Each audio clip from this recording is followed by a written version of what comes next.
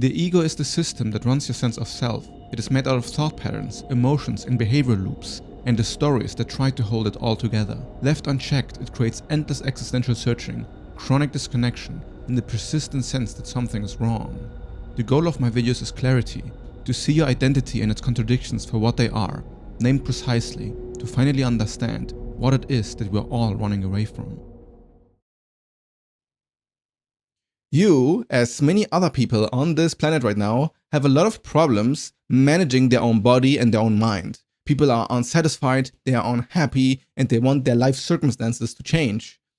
Then they find spirituality, and spirituality teaches them that if they just get the right belief systems and they introspect in the right way and they manifest the future they want by envisioning the reality and believing that it's possible, then it's all going to fall into place and you can control your reality to your liking. And the truth is that it works. You can actually control your reality, but not how the ego wants it to be. Because you are likely stuck in a lot of patterns that you wish were different. A lot of the feeling that we get is that we are not in charge of our own bodies, but instead some sort of dopamine system or impulses or some trauma or bad habits, they all kind of move us or funnel us into the same patterns over and over again. And then we don't do what would be good for us in the long term and go always towards the short term. And there's a certain frustration that comes with this. A lot of pain and suffering comes with this because you are craving a certain reality and this reality is not what is actually there. And then this craving makes you feel like you are trapped in your own experience and you want to change and shift this experience. Now, it is exactly this desire for experience to be other than what it is, what the ego actually is. It is identified with your current mode of perception, but is unsatisfied with its current mode of perception. The ego is simultaneously the thing that is present in the current experience, while always looking for how you can make the experience better, for how the experience is not enough. And then we keep chasing something to fulfill this need. And as long as you are in this loop, you are never going to feel that you are in control of your own life or in control of reality, because you will always feel like what you have right now is not good enough. And your sense of identity, the ego sense, is fueled by the feeling that you're not good enough and that there's something that you can become. The sense that there's something that you become is this feeling of wanting to control your reality because your reality is not good enough. And then spirituality sells you the idea that you can control your reality through shifting your ego identity. Well, I would argue that this is not the right frame. Because you will shift your ego identity in the meantime. It's not that this is not going to happen, but what you actually have to do is you have to die. You have to let the part that feels like your experience isn't good enough die. And show yourself in which way everything you have already is good enough. And now this is not some intellectual game where you just replace words with each other and then suddenly everything is perfect. I'm talking from an embodied sense that includes your own nervous system and your understanding of yourself and your understanding of your environment. And what tends to happen is that people intellectualize everything and they don't actually embody what is happening in their environment. And when you embody what is happening in your environment, what you'll notice is that the thoughts in your head that keep telling you who you are and that you're not good enough start to thin out. Because in contact with immediate experience, you are actually in contact with what is real, with what is true. And this immediate sense of experience is actually extremely small. Like you exist in almost these flickers or frames of reality. And your sense of identity kind of stretches this around and it imagines that you also have a sort of future that you are in or a past that you were in. And in a very realistic way, it is important to acknowledge that there is a past and acknowledge that there is a future, but it is not where you actually exist. Where you actually exist cannot be in the past and cannot be in the future. It as a matter of fact, can only be in the present. And the ego invents the sort of character narrative that exists in the future and in the past. And a lot of people are always stuck in the past or in the future, and they don't actually know how it's like to actually be in the present and have no thoughts about any of it. Like to just be here and have the mind blank. The process of getting to this place where you are here and have the mind blank and not think about the future and not think about the past is actually quite pleasant. This is what meditation trains and what usually feels very uncomfortable for most people when it is not trained. And what you'll find is during the process of dissolution into present moment experience, your ego thins out, becomes one with experience, and you'll get the sense that your identity is dying. Why is that the case? Well, if your identity exists in projections of the future and ideas of the past, and you find yourself in the present, then you start to see that the self that you thought everything revolves around doesn't actually exist. It is an illusion propped up by this sort of, past future thinking and this idea that what is right now couldn't be enough. When, if you have deep insight into the nature of existence, it always is enough. Not in some emotional way, but factually, like objectively. It cannot not be enough. And all the sense that it isn't enough is egoic projection onto the present moment. And it is that egoic projection that gives you the feeling that you are trapped in yourself, that you're trapped in your life, and that you're trapped in your own circumstances. And all sense of fighting against a reality that isn't how you want it to be like is all internal tension with your own ego in the present moment. But instead of resolving the issue in the present moment, you project it into the future and say that the future must be in a certain way, or you project it into the past and say the past should have gone otherwise.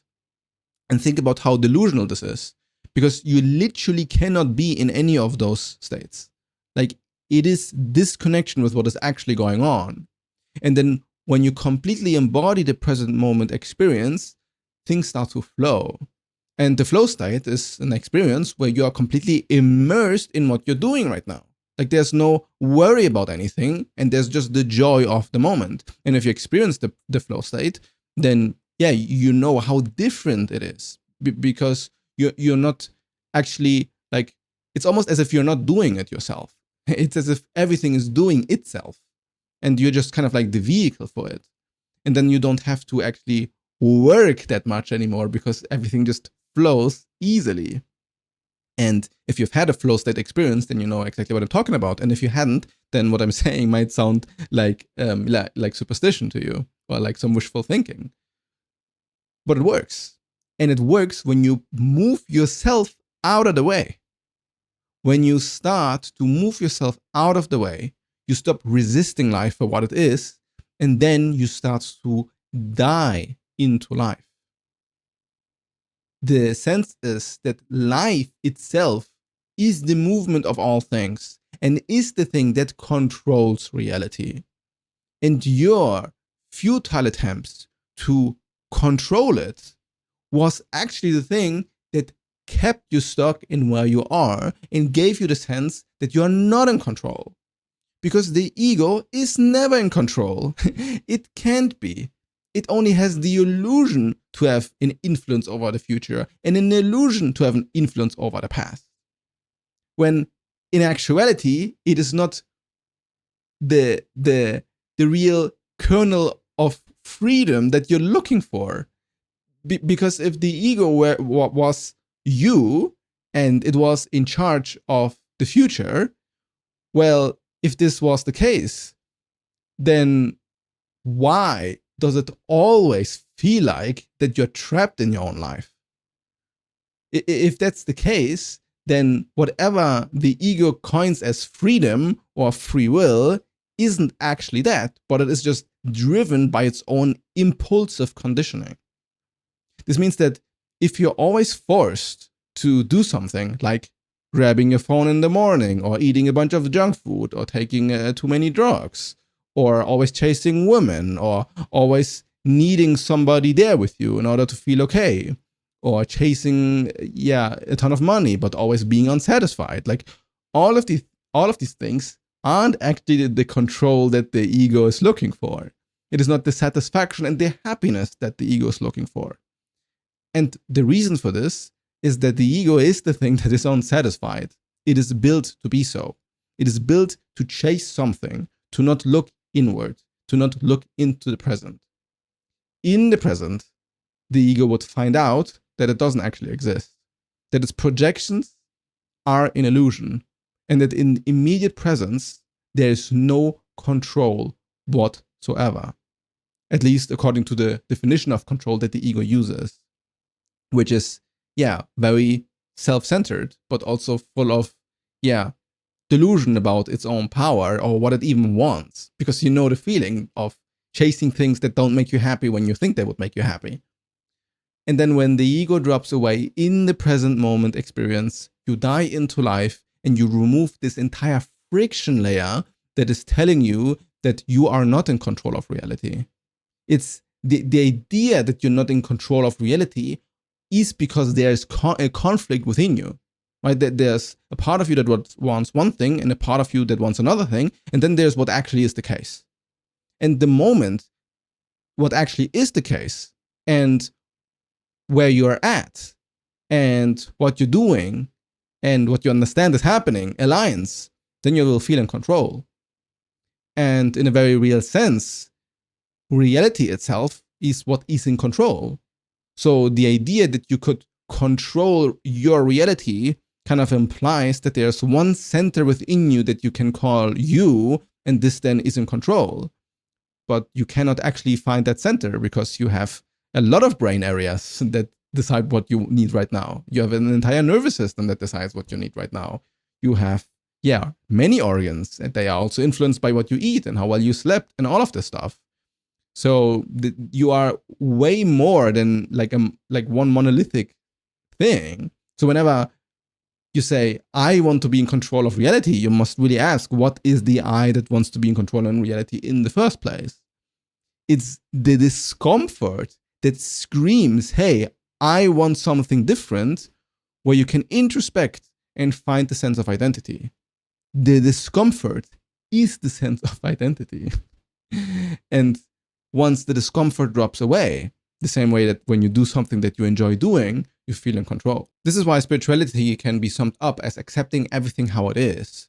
But people don't like this framing because it removes all the sense of control or influence over life. And then you feel like, okay, then spirituality is useless because I cannot actually use it to make things happen the way I want them to make happen. Like if I just accept everything and everything is fine and the present moment is all this and reality controls itself, then why should I meditate? Why should I introspect? Why should I understand reality if everything is just perfect how it is? And it's because from the perspective of the ego, it's not perfect for how it is. So there is something there to resolve, but it is the ego itself that needs resolving. Your desires and your wishes for the future, they stay the same. If you want something, you're trying to get it. And whatever's in the way needs to be put to the side so that you can go for it. What is in the way is the ego identity itself. Now, this might all be a bit abstract if you cannot ground it in some practice, and it is very lame to hear people say, well, just meditate more, right? People find this very unsatisfying, especially from this intellectual space. But I'm thinking about rebranding the word meditation, because meditation is not one thing, first and foremost.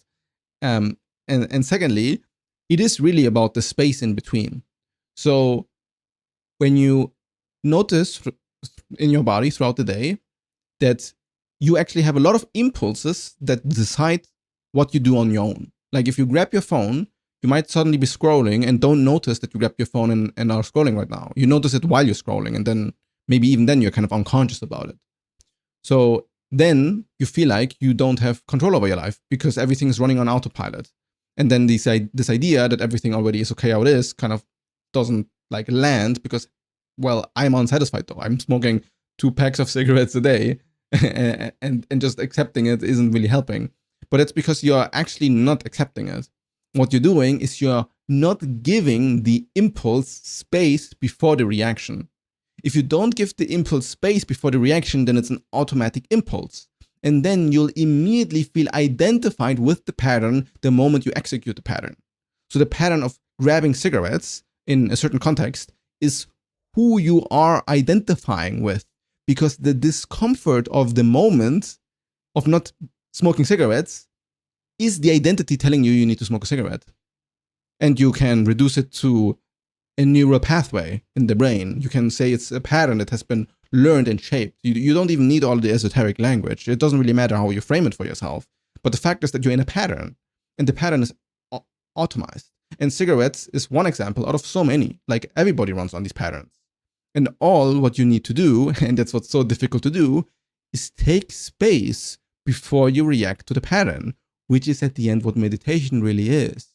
It's about understanding the nature of experience and therefore being able to take space and not identify immediately with the discomforting impulse that makes you react. So the non-reactivity is the real spiritual practice. And it often requires also intellectual insight to understand all the lies and ignorant notions you have about yourself or reality. So there's a huge analytical component to it too, where my ego architecture audits help a lot. And then there's a very emotional layer to it, where there are a lot of emotions you're denying, which is why you cannot stay in the present moment, why you don't want to actually take space before you react. And then, on the nervous system layer, you're also likely, then dysregulated because you're always anxious because you think about the future, or you're very sad because you're always stuck in the past. And to resolve all possible confusions, being in the present doesn't mean to suppress past negative emotions. Being in the present also means experiencing emotions that connect you to your past.